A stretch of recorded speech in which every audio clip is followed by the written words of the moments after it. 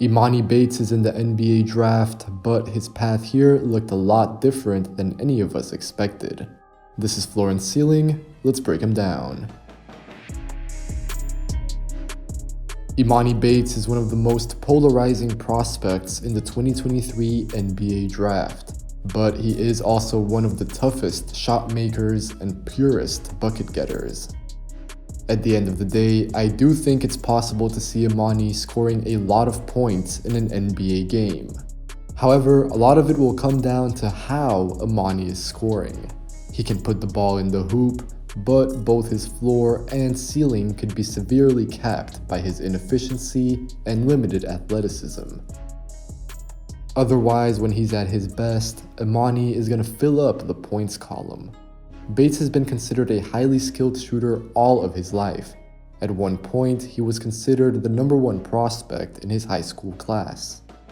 It was hard to imagine him stepping foot on a college campus at all, even after he originally committed to Michigan State, given his talent and the expectations that subsequently came with it. This season at Eastern Michigan, Bates averaged about 19 points per game on nearly 53% true shooting. Overall, he was inefficient, making only a little over 40% of his field goals, but his three-point scoring really helped.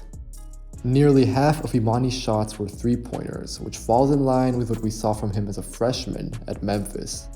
Last season, it was a smaller sample size, but it was the same story. No matter the level, it seems, Bates is going to take a ton of threes. You can read into that both positively or negatively depending on how you see him as a prospect. What's impressive for me is how Bates is creating these attempts for himself. He's shooting a really high volume off the dribble while being the go-to scorer on his team.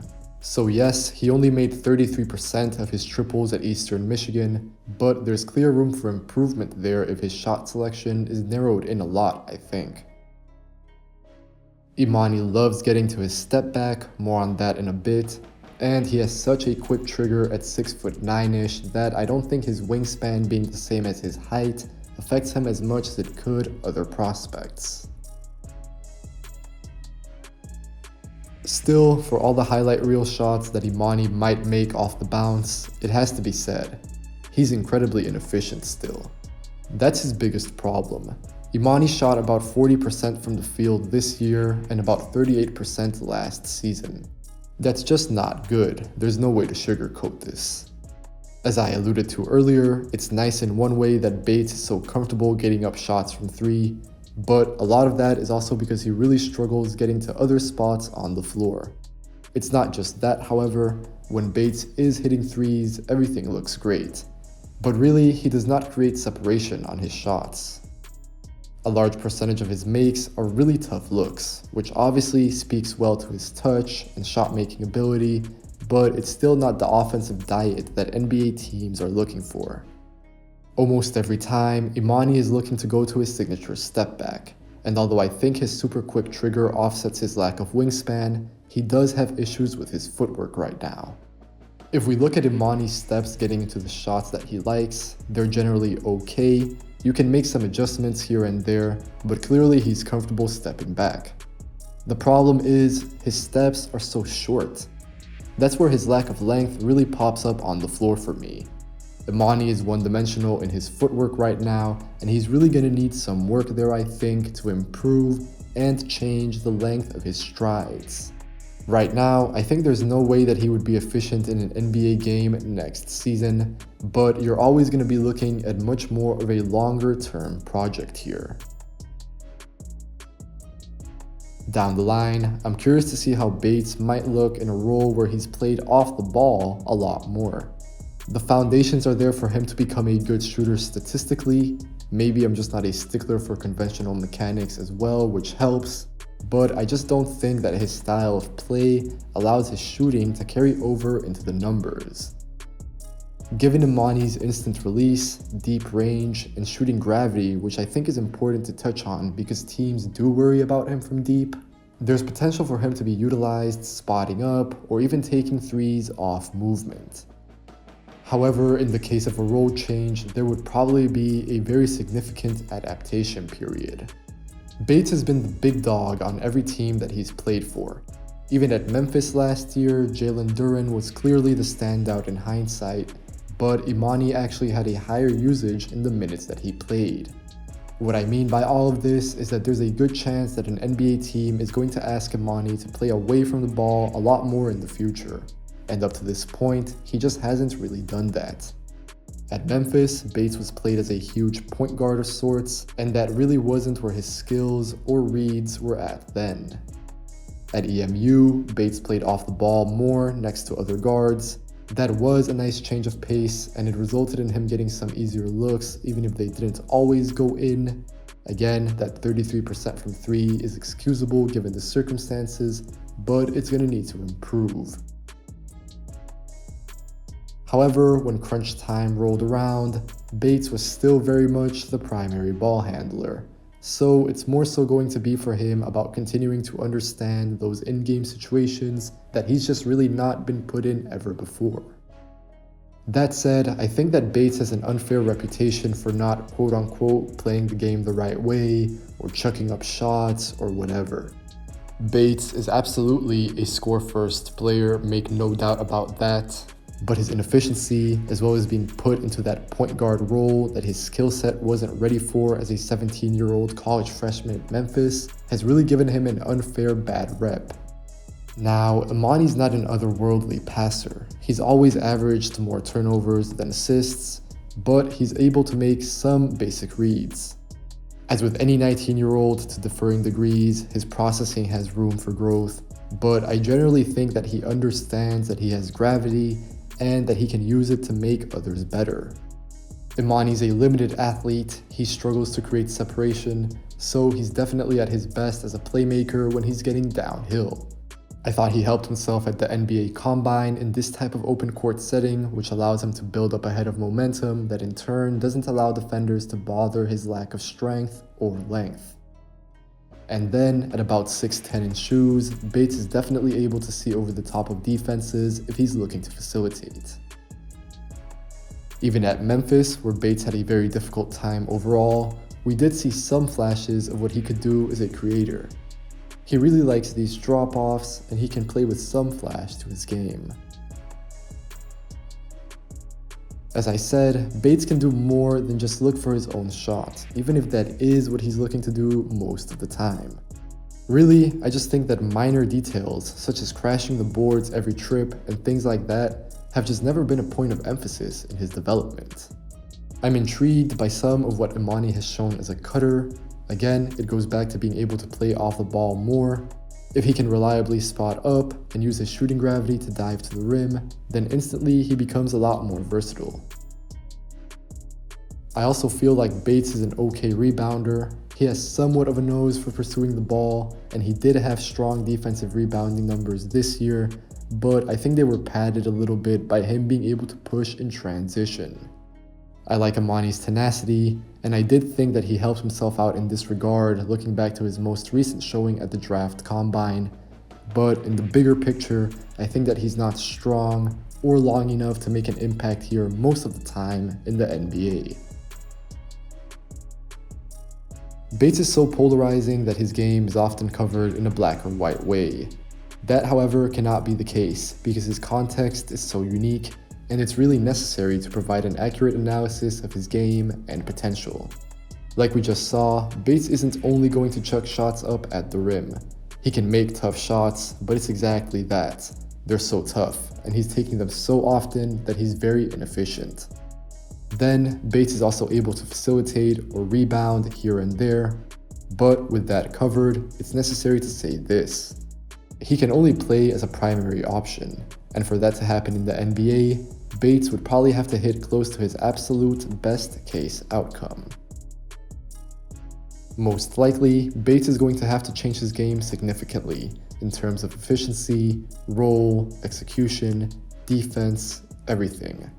That's a super tough adjustment to make, especially when you consider that Bates already has struggles in the only role that he can play. Emoni is a high usage player who's inefficient, can only create looks from 3, sort of, and has always averaged more turnovers than assists.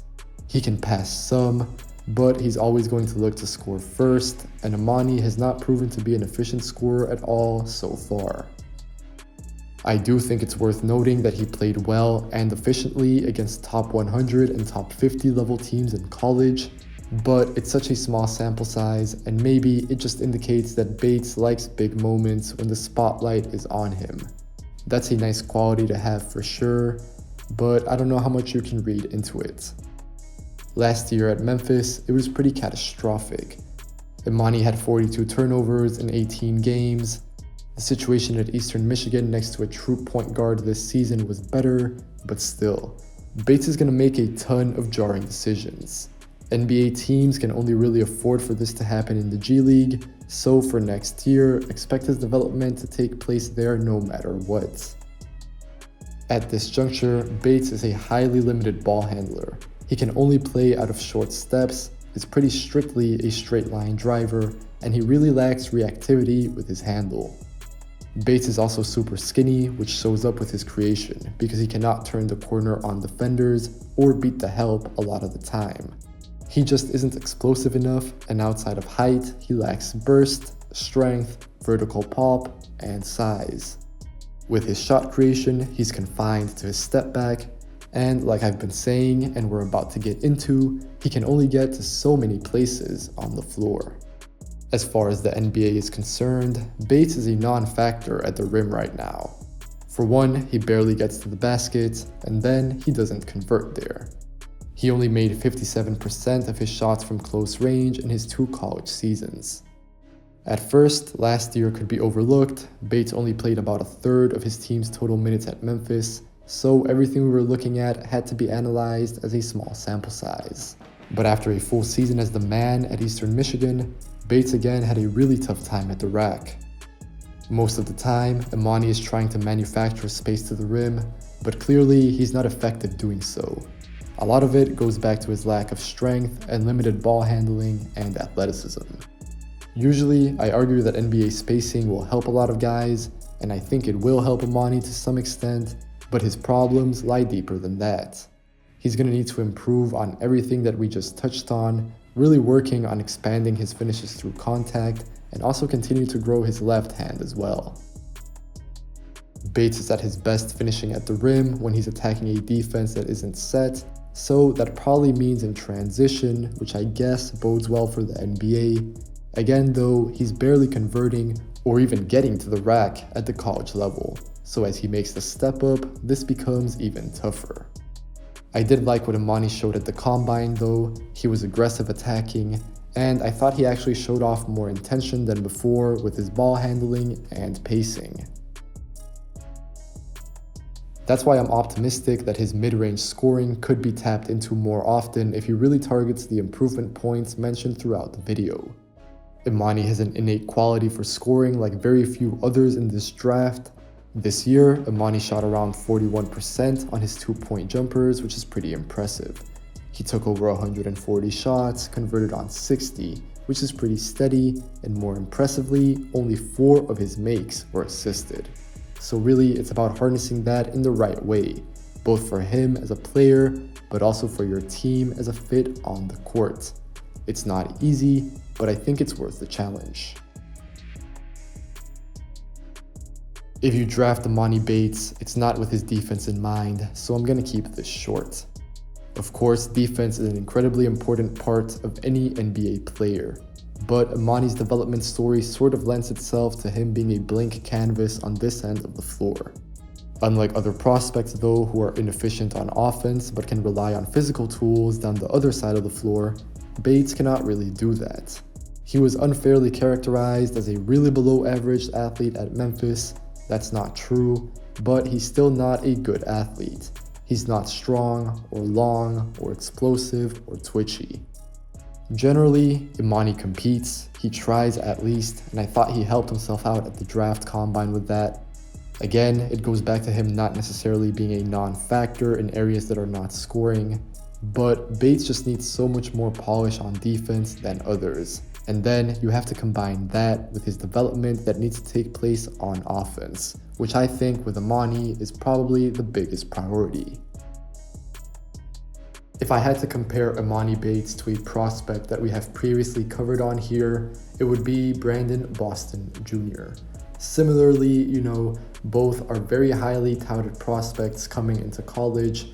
Didn't have a great time of it for, different circumstances, but I think that in the NBA, shot making will be their calling card. With Emoni, I know that there is a lot of risk involved, but I would feel pretty good getting him in the second round. As always, if you enjoyed this video, make sure to leave a like, make sure to leave a comment telling me what you think of Emoni Bates, and as always, if you enjoy the channel, if you want to watch more content like this, make sure to subscribe. Take care, and I'll catch you guys next time.